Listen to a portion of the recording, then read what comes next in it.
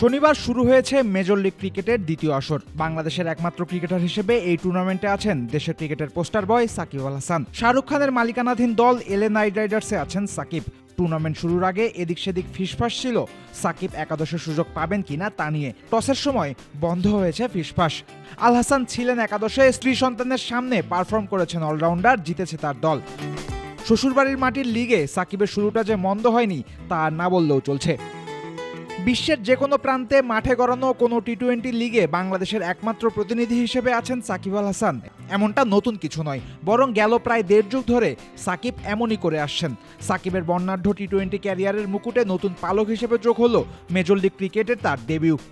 LA night রাইডার্সের জার্সিতে মাঠে নামার মাধ্যমে সাকিব আল হাসান নবম বিদেশি লিগে মাঠে নামলেন। অর্থাৎ ডেবিউর পর বাংলাদেশ বাদেও 9টা ভিন্ন দেশে টি-20 লিগে খেলেছেন আল হাসান।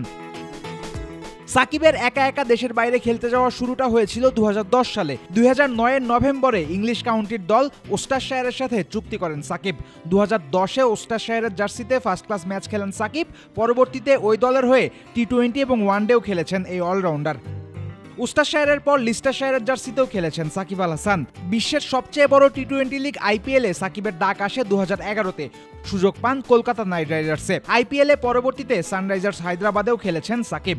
সাকিব আল হাসান সহসায় সুযোগ পেয়ে যান ক্যারিবিয়ান প্রিমিয়ার লিগ সিপিএলেও। সিপিএলে মোট 3টা দলের হয়ে খেলেছেন সাকিব: বারবাডোস ট্রাইডেন্টস, জ্যামাইকা তেলাওয়াস এবং গায়ানা অ্যামাজন ওয়ারিয়র্স। চলছে প্রেডিকশন গেম নগদ অ্যাপে। প্রেডিকশন করে জিতুন জিক্সার বাইক, টিভি, স্মার্টফোন সহ আরো অনেক পুরস্কার। আইপিএলের মতোই বিগ ব্যাশেও 2টা দলের হয়ে খেলেছেন সাকিব। প্রথমবার অস্ট্রেলিয়ায় গেছিলেন অ্যাডিলেড স্ট্রাইকার্সের হয়ে খেলতে। পরের বার সাকিব গায়ে তুলেছিলেন Melbourne রেনেগেটসের jersey. Shakib Al Hasan Pakistan super league পিএসএলেও খেলেছেন 2টা দলে। করাচি কিংস এবং পেশোয়ার জালমি সাকিবকে পেয়েছিল। পাকিস্তানের মতোই কানাডাতেও 2টা দলে খেলেছেন আল হাসান: ব্র্যাম্পটন ওলভস এবং মন্ট্রিয়াল টাইগার্স। এছাড়াও শ্রীলঙ্কার লঙ্কা প্রিমিয়ার লিগে পড়েছে সাকিবের পদচিহ্ন। এলপিএলে গল টাইটান্সের হয়ে মাঠ মাতিয়েছেন সাকিব। সাকিব আল হাসান খেলেছেন সংযুক্ত আরব আমিরাতেও। টি10 টুর্নামেন্টে বাংলা টাইগার্সের ক্যাপ্টেন্সি করেছেন অলরাউন্ডার।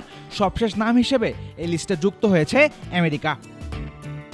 বড় ক্রিকেট খেলুড়ে দেশগুলোর মধ্যে শুধু সাউথ আফ্রিকা এবং নিউজিল্যান্ডের লিগে খেলা হয়নি সাকিব আল হাসানের। প্রথমত সাউথ আফ্রিকার এসএ-20 হয় বাংলাদেশের বিপিএল মাঠে গড়ানোর সময়, তাই সাকিবের জন্য এসএ-20তে যাওয়া সম্ভব নয়। অবশ্য পূর্বে সাউথ আফ্রিকার ঘরোয়া মাজানজি সুপার লিগে খেলত বিদেশিরা, কিন্তু সেখানেও কখনো ডাক পড়েনি আল হাসানের।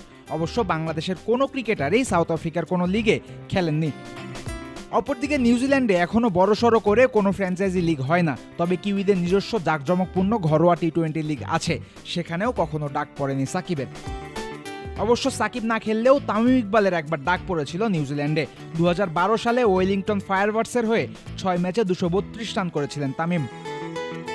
সাকিব আল হাসানের ক্রিকইনফো প্রোফাইলে ঢুকলেই দেখবেন বিশ্বভরা 10টা লিগের 19টা আলাদা দলে খেলেছেন তিনি। বাংলাদেশের আর কোনো ক্রিকেটার তার আশেপাশে নাই, সেটাই স্বাভাবিক।